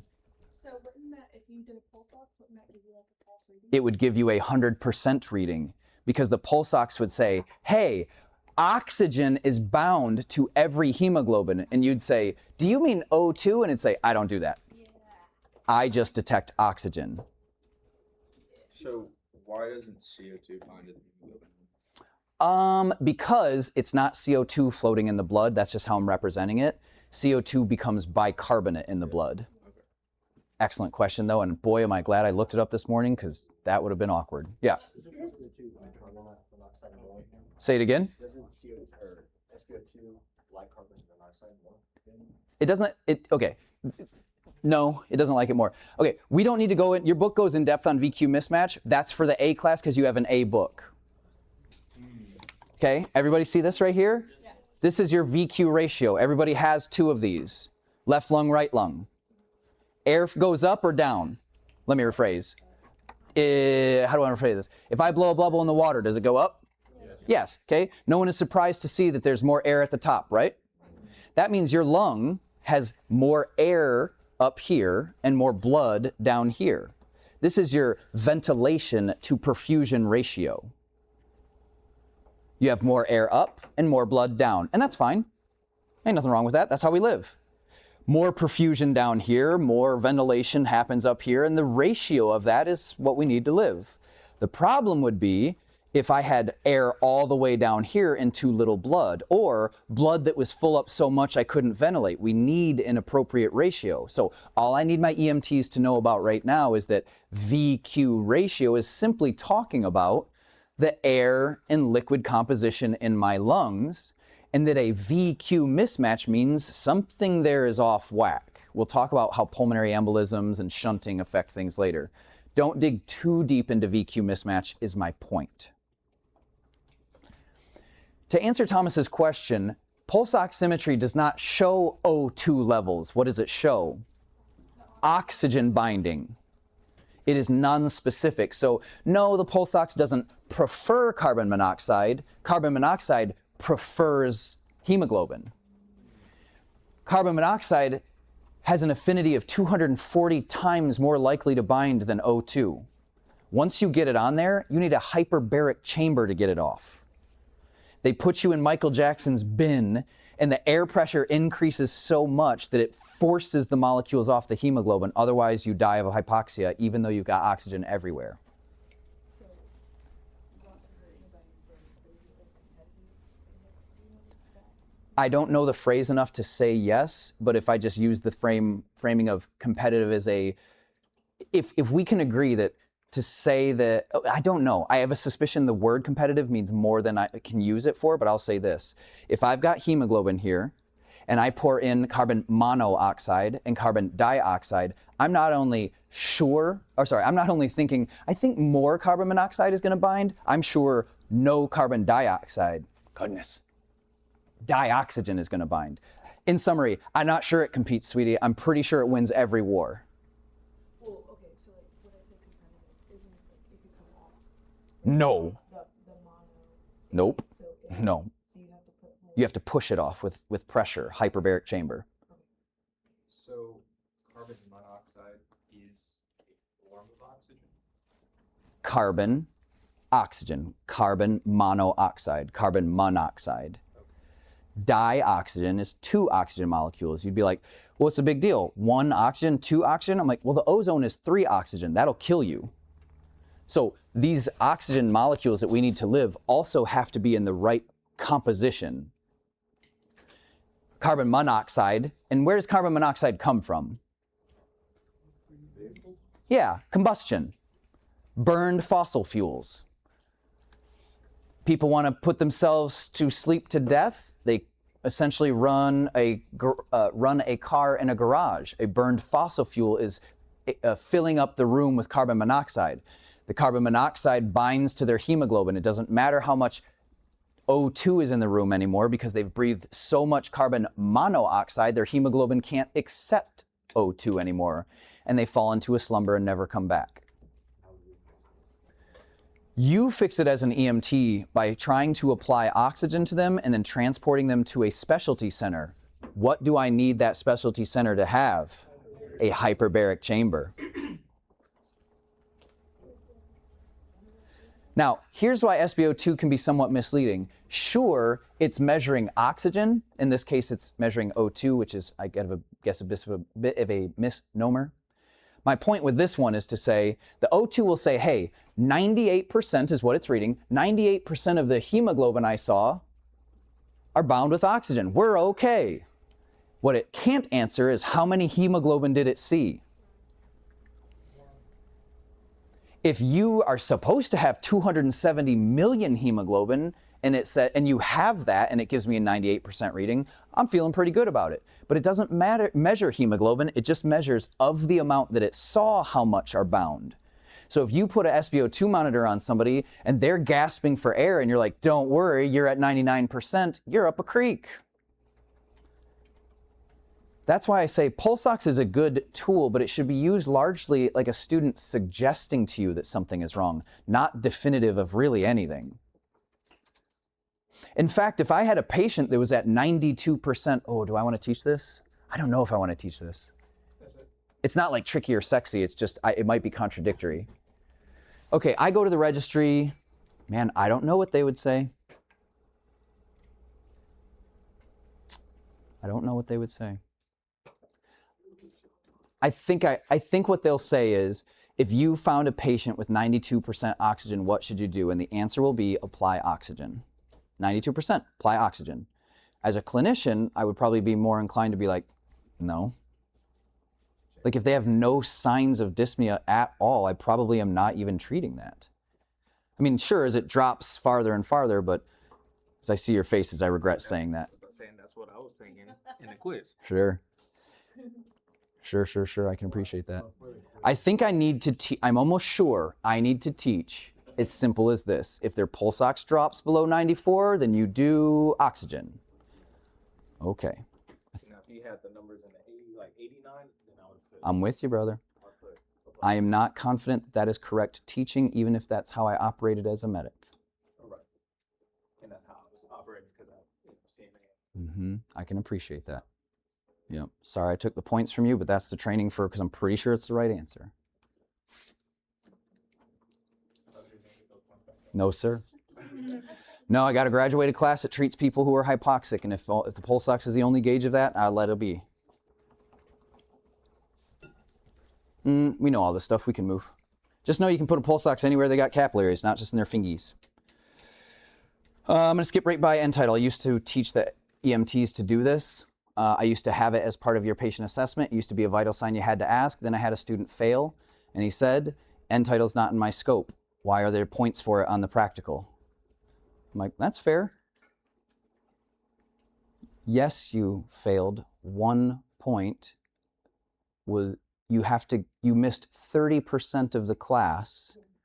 The one end title point was not the drop that pushed you over, but it is still a valid. Let's not talk about the 29.9 repeating percent of the material you missed. But he was right. I'm like, okay, end title is not in your scope. I shouldn't be able to flunk people as part of it. But there we go. In any event, know that normal lung sounds are described as clear, but they are not absent of sound. They sound like brown paper bags. Clear lung sounds through auscultation sound like if you say, oh, I can't hear anything, that is one of the most ominous lung sounds you can get. The absence of sound, they should be making noise. They are wind instruments. Pertinent negatives, not noisy, not absent, not quiet, right? Silent chest is dangerous. Gurgling is the sound of fluid in the upper airway, right? We use rigid suction called a Yankauer. Yankauer suction, that's the rigid one. It's a hard plastic piece. We use that to suction out liquid, but also some squishy chunks. If they got food bits in there, it can suck up some stuff. There is soft suction catheter that looks like this. It's kind of a tubing, it's a hose-like. That's not in an EMT's scope, but it's what people would have to use to suction the tracheostomy or an intubation by a medic. Hard suction, hard catheter suction is in an EMT's scope. We don't spend a bunch of time on this in the book. We probably have a lab coming up on it. Make sure you are reading about how to suction in your book and what to do. I got a summary here. My experience has taught me that this summary here is not enough for what you need. Make sure you're reading about suctioning, the differentiation between Yankauer, French, whistle tip. Read that section in your book. The chapter we're covering, which is chapter 11. Now, you have to be careful with suction. If you stick that hard plastic catheter back there too far, you're going to goof them up. You're going to tear through their soft palate, cause bleeding to go into the airway. That's not great. If you poke back there in the larynx too far, you can cause a reaction. It'll clamp down. I need that open for the Now we talked about the phrenic nerve getting essentially innervating our diaphragm, right? You got another nerve that runs down through there called the vagal nerve. The vagal nerve, when stimulated, does anybody know? You've got adrenal glands sitting on top of your kidneys, right? What happens if I squeeze them? What's one of the chemicals that comes out? Epinephrine, right? ADH, cortisol maybe. I'm with you, I hear you. Let's say epi for now. Is epi in our scope? Yes, it is. Epi is going to enact the sympathetic nervous system. It makes you want to go up. You give a patient enough epi, they'll pick the ambulance up and carry it to the hospital for you, right? If I squeeze your adrenal glands and epi comes out, what do you suppose happens to your heart rate? It goes up. The vagus nerve is the parasympathetic version of that. If I squeeze your vagus nerve, it releases a hormone that makes your heart rate go down. It's big chillin'. Which means if I jab in the back of your larynx too far, not only may it cause laryngospasm, but it can cause a vagal response and your heart rate will go down.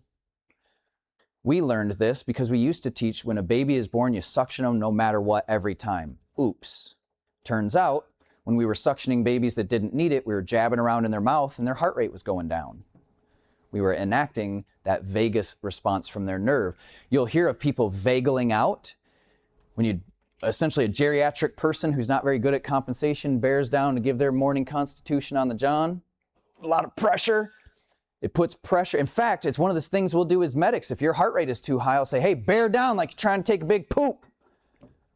Bear down, push, push, push. And I'm getting you to put force on your vagus nerve to lower your heart rate. Sometimes it happens to people and they pass out.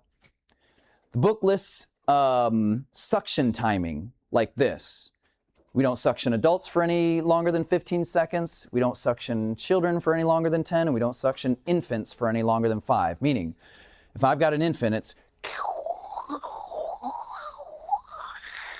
and I'm done, back to ventilating. The part I want to tell you as a clinician is don't stop suctioning till the fluid is out, but you'll never see that on the registry. You're going to see 5 seconds, 10 seconds, 15 seconds, stop. The reason we can't teach you to suction it until it's gone is right now you don't know that some fluid never stops. So know this, if you're suctioning, how we do it is we don't have the suction on when we place it in the mouth. We turn it on as we circle out with it, right? Now some of them got a little hole on the back that only work like a flute. If you push the hole, you can hear the sound.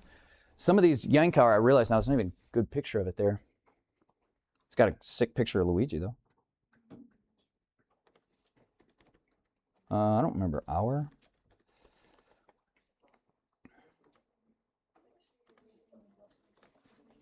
So here's a hard suction Yankauer. I got them down in the lab. We can show them to you. They got a little hole right here where the suction doesn't work unless you put your thumb on it, and they suction up all the liquid and particles here. So how the practice would go is you place this in a mouth, you put your hand over the hole, or you turn the suction on, and then you get 5, 10, or 15 sections of suctioning until you can start bagging again. Now, I run this lab, or used to run this lab, that would be like, hey, let's go ahead and race. I've got a patient right here without a spinal injury. You got a patient right there without a spinal injury. They both have liquid in their mouth. You suction. I'm not even going to use suction, and I'll get it out faster. How'd I do it? I turned them on their side. Right? So don't lose sight of the fact that we're just trying to get the fluid out, right?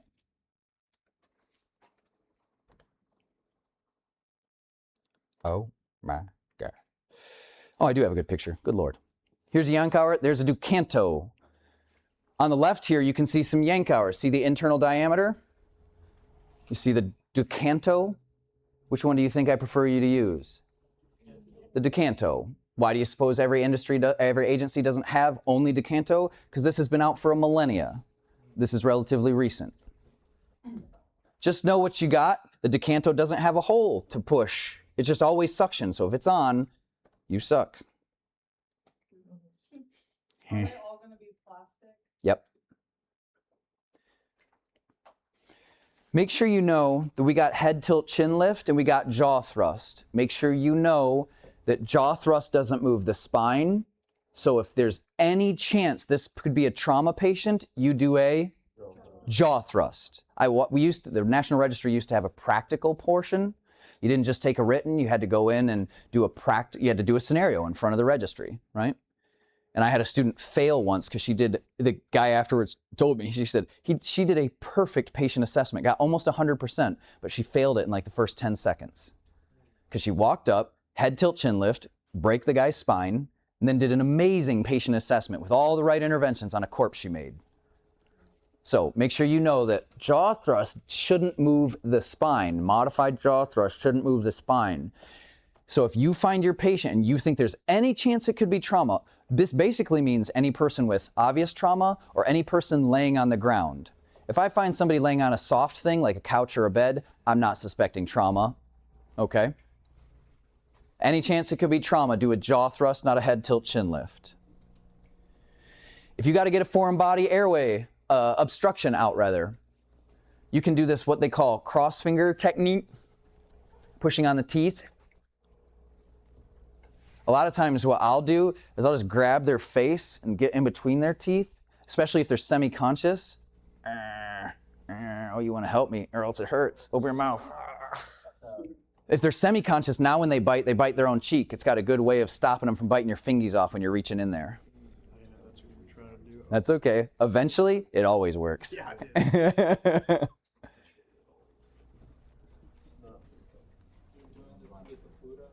I'm doing this to get the food out. We don't blind finger sweep, but it is our job to pull the things out that we can see. Sniffing position. This isn't your priority. If your person essentially is having difficulty breathing, I want you to do a jaw thrust or head tilt chin lift as necessary. What I mean by this isn't your priority is that this usually comes after, where we start stacking things under. Essentially, we want to bring the whole of our ear up to our sternum. Sniffing position like this. Anybody like coffee in here? Okay. If I had some good coffee, I say, hey, give that a smell. It's not a trick. Give it a smell. Right? See what he does with his head? Okay, this is a head tilt chin lift, right? Back, chin up. Here's sniffing. Right? Essentially, what it's doing is not just aligning up here, it's aligning my trachea. So ideally, I'd say, hey, my patient's not breathing. I'm going to do a head tilt chin lift or jaw thrust as necessary. Now I'm going to BVM, then I'm going to OPA, these kind of things. But it might behoove me to get some blankets underneath his head or shoulders to get him lined up in this sniffing position. But the priority is air movement. Know that pediatrics have an enlarged occiput. That's the back part of the head. What I mean is the back of infant's head is so large that when you lay them on the ground, they will crimp their own airway to a lesser extent. Which means if you've got an infant, you have to pad behind the shoulders or else they're always sitting chin to chest. So we need to put pads behind their shoulders to make sure that their big dumb baby head isn't killing them. It usually requires padding. It's not necessarily the sniffing position. This is just making sure we have inline. If I wanted this baby in the sniffing position, I'd need even more here to get their head moving forward, essentially get this all lined up. Is that a priority? Yeah, this has to be done. Yeah. If you said, Mr. Fearon, anything I should know about laying a baby flat on its back? I'm like, yeah, you should know that they'll self-occlude their airway. You might need to pad behind their shoulders just to get their head from not doing that. We need to quickly go through OPAs and NPAs, oral pharyngeal airways, nasopharyngeal airways, OPA, NPA. These should probably have cards. OPAs are for unresponsive people with no gag reflex. Usually if they're unresponsive, they don't have a gag reflex. What I mean is if you can do if you do a painful stimuli on somebody and they don't react, when you put in an oral pharyngeal airway, if they start horking, you pull it out. Turns out they are responsive. They just didn't respond to your pain. So who's an OPA for? Yeah, no gag reflex is going to be the highlight there. Now, don't get me wrong. If I walk in and Emily says, "Hey, Mr. Fearon, I got a guy here with it's unresponsive," I'm like, "Oh, he's not breathing well." I'm gonna throw in an OPA. 9 times out of 10, he's not going to choke it up. But if he does, we just take it out and switch to NPA. Now be gentle. These are hard pieces of plastic. I always went in at a 90 and then turned it so that it got where it needed to go behind the tongue. But technically you could put it in 180 and twist it around. Yeah, because I'm smart. He's smart too. If you do 180, it has a better chance of getting around the tongue, I get that, but you also scrape it across the palate, and that's bad. So I recommend you go in at a 90 and then use it to carve the tongue out. Why do you suppose you shouldn't just come straight in? Yeah, I guess he told you that too, huh? All right. Man, stealing my job. I like that. An NPA, do they have to be unresponsive? No, and I'll show you that later. We're doing that today. We're not going to do it as part of the class, but at 5 when everything winds down, we'll be doing NPAs. Might have to stick around for a minute. I got a couple of meetings to do and stuff, but it won't be long. Our plan is to do this after class. Indication is snoring. I walk in, snoring. What do I know is occluding the airway? Tongue. Why does an NPA help that? Because it bypasses the tongue, but it doesn't enact the gag reflex. What should you do then in general, OPA or NPA? Depends. Why not all of them? If I can get away with it, turns out more air is better in most cases, yeah? So this is great for patients for opiate overdose, seizure, hypoglycemia. Why is this good? If I walk in and says, hey, my husband just did enough heroin to stop breathing, why is it, even if he can take an opiate, why might an NPA be a better choice anyway? Because he's gonna wake up. Narcan is very effective. If I think that I got a reversal agent that's gonna work real easy like Narcan, maybe I just start with an NPA, shoot him full of Narcan, and then I don't have to pull the OPA out and watch him choke. And you just put it in the other nair. Yeah, we'll learn about intranasal Narcan, but largely, remember how the turbinates are in there, all the folds? That's part of the reason why Narcan is effective in the nose. It's hitting a lot of surface area of the nairs. So then just 2 milligrams in 1 nair then? Yep. It doesn't super matter, but 1 milliliter, no matter what the concentration is per nair. Make sure you lubricate these suckers. Pushing an NPA dry is a rough experience. Essentially, all you got to do there is just put the water-soluble lubricant on it. Usually I hand it to a fireman. Like, hey, brother, you get that all up? Because his gloves are shot afterwards. Truth be told, as long as you put it in a plastic bag, then you can kind of wrap it around it. It has a way of being intensely phallic. But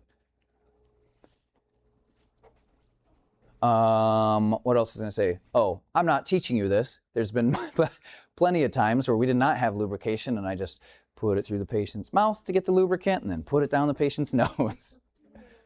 It's not good, but it works. It will never be the right answer on a test question. Now, there is contraindications for NPA. It's not unresponsive people. It's not gag reflex. You can do that in both cases. But basilar skull fractures, meaning this is a somewhat misleading picture. It just means essentially anywhere that is the base of your skull, which does include some of the face.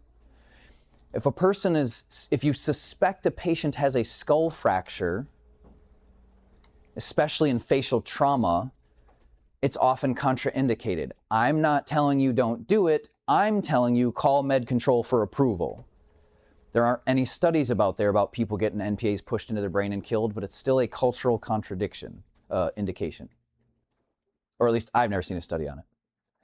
Now, in this scene here from Drive, we've got the dreamy Ryan Gosling and the lovely some chick.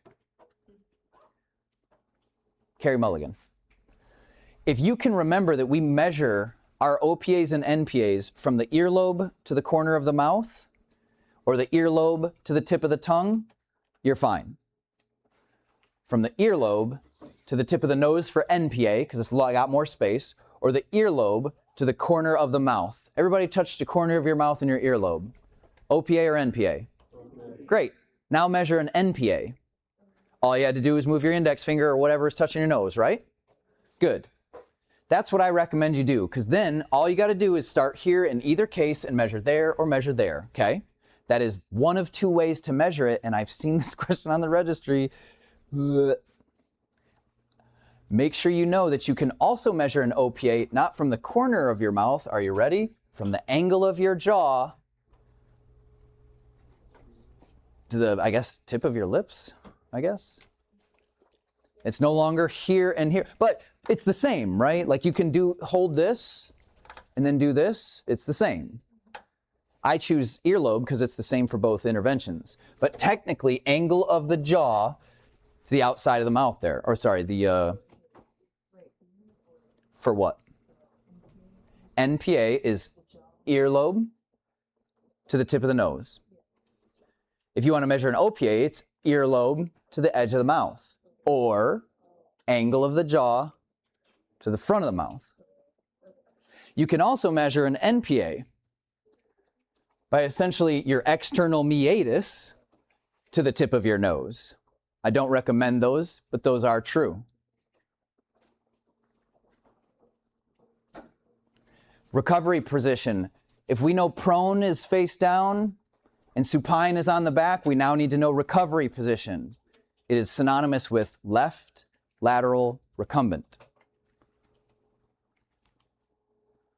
Left lateral recumbent. This is the recovery position. This is good for patients that don't need PPV. What's that mean?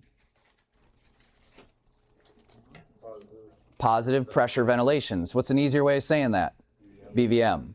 You can't bag somebody laying on their side. It's really difficult. So this is good for people that don't need that, which means what do you know about their ventilatory process if you have them in left lateral recumbent? It must be fine.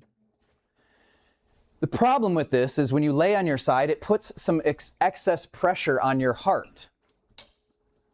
Oh, sorry. That's a wrong thing to say. It's not that it prevents pressure on the heart. You can lay on your left or your right. But the problem is the right side of your heart has your vena cava. And if you lay on the right, it forces the heart against that. It's better to lay on your left where it's not going to compress that vessel. Why is this bad for trauma patients? C-spine stuff, right? This is great for people that need, who have gurgling, right? Or people that might throw up. If I walk up and I find somebody in bed and they're responsive to pain, their ventilations are fine, why would I want to turn that person on their side preemptively? T? In case they vomit. Maybe they can't protect their own airway and spewing that up in the air right down in there is going to cause aspiration. We want to avoid that. Turn them on their side.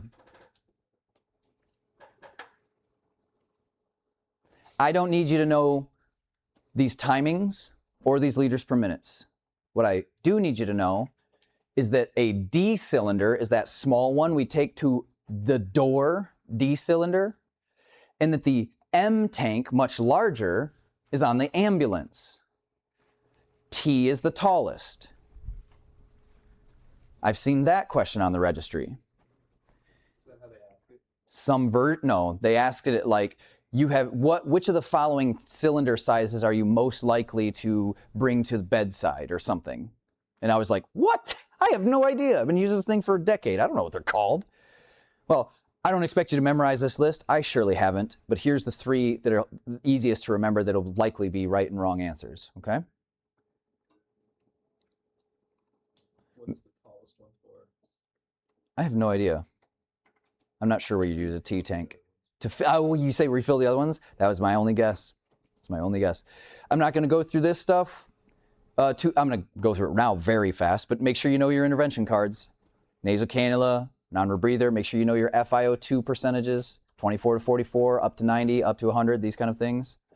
Here's 2 masks that we don't often use. Venturi mask, see how there's no reservoir bag? Simple mask, see how there's no reservoir bag? The simple mask is essentially a nasal cannula for people that might not want it straight into their nose the whole time. Like if you got to be on a nasal cannula for a long time, it'll dry out your mucosa. Maybe we put you on a simple mask. We almost never use these in EMS. We know about BVM in here. We know it better than any core I've ever had at this point, which is why I'm confident kind of moving through this stuff. But of course, you'll have the book and the slides available to you. BVM is a 2-man job that a 1-man can do poorly, right? Yep. What questions do I want you to ask every time you go to ventilate somebody? How is my seal? How is my chest rise and fall? Very good. Make sure you know how to troubleshoot this. These are questions on the upcoming test. Should you get some resistance and good bagging? You should. You're trying to inflate lungs, right? If it's too easy, what's wrong? No, Your seal's bad. If it's too difficult, what's wrong? Airway blockage, right? If I put a BVM on the side of this table and push hard, it'll be very difficult to move air. That means it's blocked. PEEP. Maybe we'll find time to talk about it. Make sure you know your ventilation rates. If they're not breathing, make sure you know the rates to breathe for them. 1 every 6 seconds for an adult that's not moving his own air, 1 every 3, or 1 every, for a child, 1 every 3, or 1 every 2. Every 2 to 3 technically. I try not to teach in ranges, but technically it's 2.